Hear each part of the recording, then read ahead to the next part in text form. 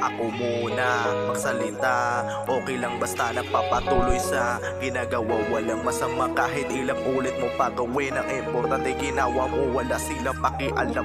Basta banat ka lang ng banat sa mga susunod mong mga yapak. Sige kung ano man ang problema, ang importante makasama ang idolo sa pagrarap. Kaya nagporsigido sa ginagawa para makasama ang mga makata at hinahangaan. Kumula pa dati hanggang ngayon, pero di madali, pero may tamang panahon para magalingan, para maging proud naman na sila sa'yo. Pawis at pagsusumikap at oras kahit di makapasok sa estilong malakas. Ang importante kakayanin sa pangarap para umudlad ang aking buhay kahit ganyan.